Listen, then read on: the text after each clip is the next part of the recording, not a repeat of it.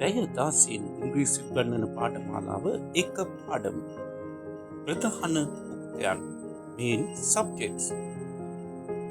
ඉංග්‍රීසි භාෂාවේ ප්‍රධාන උක්තයන් 7ක් ඇත.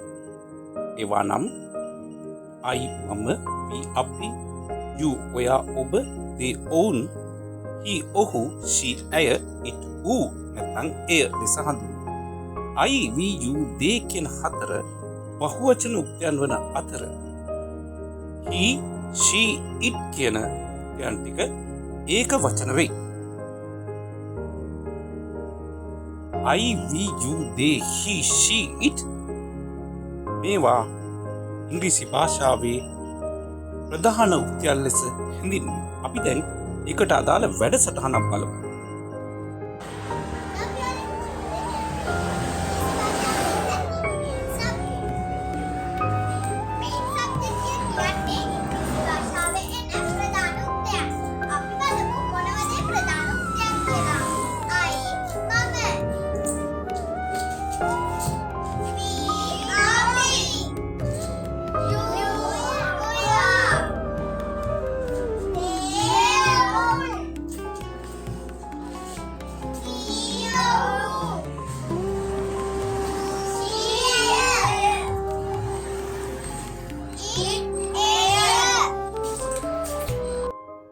ඕනෑම වගන්තියක් මේ උක්තයන් භාවිතා කරලා හදාගන්න පුළුවන්.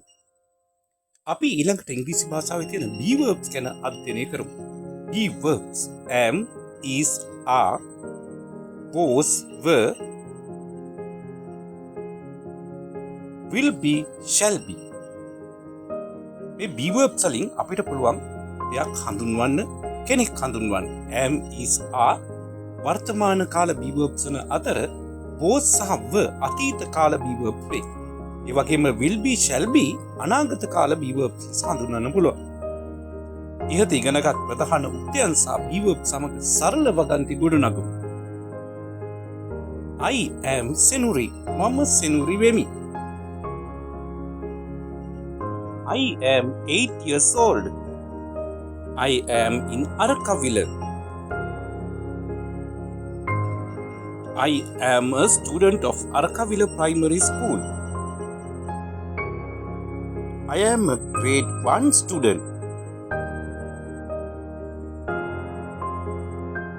මේ විදියට බලන්න ඔයාලත් ඔයාලා ගැන කියන්න පුළුවන්ද කියලා. I am Duliti. We are clever students.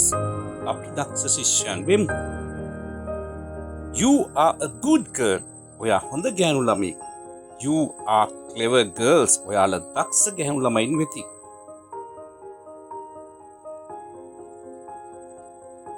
They are brave boys. ඔවුන් නිර්භීත පිරිමි ළමයින් වෙති. They are good children. ඔවුන් හොඳ ළමයින් වෙති. She is an active girl. He is an intelligent boy. It is a good test board. It is a beautiful temple. මේ ආකාරයෙන් සරලව ගති නිර්මාණය කරන්නත් ඒ වගේම වාක්‍ය හදන්නත් ඔයාලට පුළුවන්. මේ අපේ පළමු පාඩම. දෙවැනි පාඩමෙන් හම්බ වෙමු. Sri Kaya YouTube channel, Tisara Chaminda FB page.